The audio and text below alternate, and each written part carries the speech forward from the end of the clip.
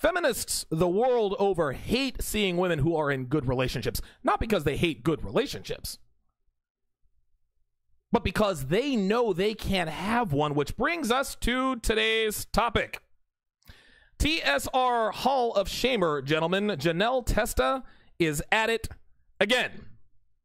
She wrote an article entitled, "I'm Painfully Single and Seeing Couples Everywhere is Killing Me." And for those of you who aren't familiar with Miss Testa, allow me to sort of give you a Reader's Digest on who and what she is. Janelle Testa is a feminist blogger who writes for bold.com, who happens to be on a slew of medications to make her feel better about the fact that she'll never be in a relationship with a man she respects and loves, who also happens to love her. Now, she caught wind of the first article I broke down that she wrote, and she went absolutely mental, as most women do, when you show your ability to see through their ridiculous jibber jabber and vocalize your lack of ignorance to their irrational assertions. So let's break this bad boy down and see what kind of nonsense Janelle is talking about this time. She says, quote, "Is it just me, or are there..." Jesus fucking Christ. 2 sentences in and we've already got a typo. Listen, bold.com clearly doesn't value punctuation because, God forbid, people actually take these chicks seriously, right? Anyway, let me not be a grammar Nazi. Anyway, is it just me, or are there couples everywhere you turn every time you walk out of the house? I feel like I can't escape them. They're everywhere. Seeing people who are seemingly happy together brings up a whole lot of feelings within me. I'm super emotional," she says, "and seeing them drives me crazy." No, Miss Tess, that's not you. It's every woman over the age of 30 who are covered in tattoos, have magenta hair and bull rings, who've sport-fucked their way through their 20s, and wonder why dudes only take you for a ride when you're the last girl at the bar if he has his beer goggles on. Banana gobblers used to be a rarity, guys. They really did. Now, these days in 2019, they're a dime a dozen. The problem is that these girls think that they're somehow special or unique because they have an unconventional tattoo or have rainbow-colored armpit hair. And just like B. Scott gets mad every time he sees me post a picture of doing things he wishes he could do, it drives Janelle crazy when she sees women living the life she wants but can't have. So let's go ahead and get started here. Number 1, they remind me how single I am. She continues, "When I see 2 lovebirds all nuzzled up on each other in public, it is just a giant reminder for me that I don't have a person. I feel like there's a blinking sign over my head that reads, 'Alone.' Even if others don't see it, it's loud and bright enough to ruin how I'm feeling. I then ruminate on the fact that I've been single for a long time." What most men don't realize, guys, is that women, as I reach for some water here, is that women characterize and emote being single the same way they characterize and emote their ages, how old they are. A 22-year-old girl will gleefully tell you she's 22, and she'll do so with a $1 million smile and a twinkle in her eye. She acts the same way when she tells you she's single.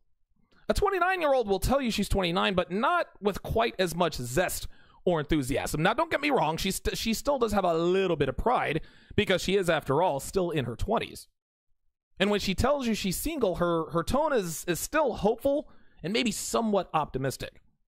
But when a 35-year-old woman, a 35-year-old post-wall woman tells you her age, she may as well have told you that her cat died, because at that point, she knows it's over.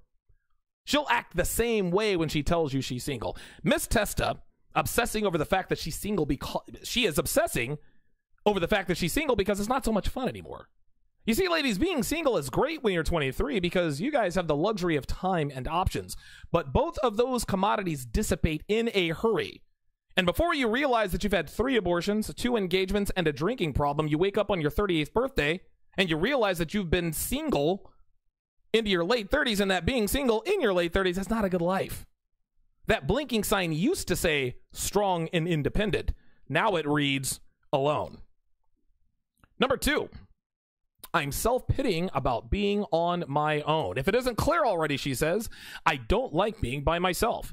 Rather than letting it be what it is, not a big deal and totally natural, she puts in parenthesis, I turn it into a way to beat myself up. I become a self-pity machine, thinking that there has to be something hugely wrong with me. I expend all this energy on getting down on myself rather than spending it building myself up.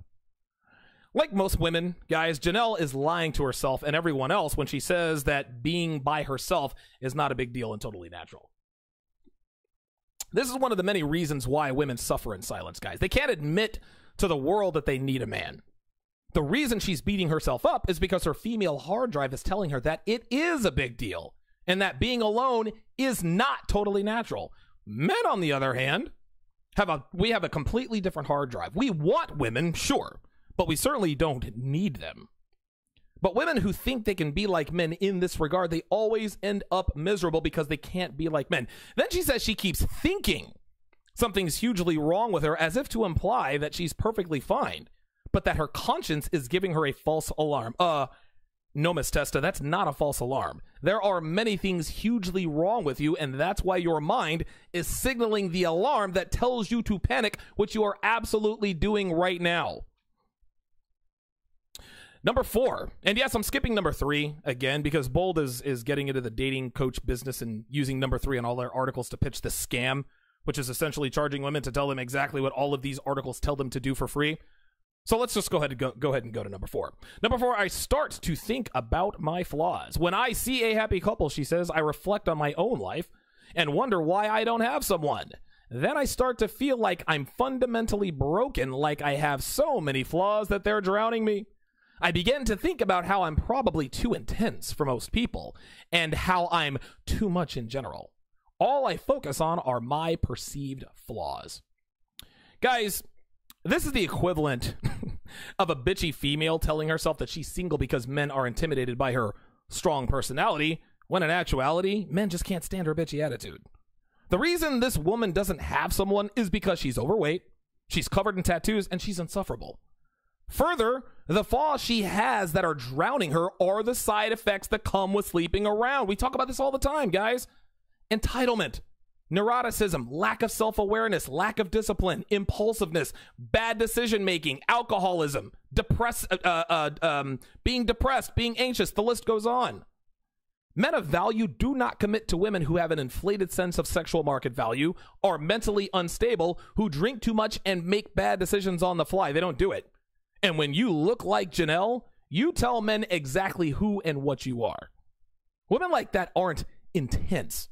They're damaged beyond repair, which is too much risk for any man with common sense to invest in. And listen, guys, listen, we can talk all the shit we want about girls with a bunch of tattoos and piercings, but listen, on the bright side, at least they make it easy for us to recognize that we shouldn't consider them for anything more than a one-night stand or maybe even a temporary friends with benefits arrangement.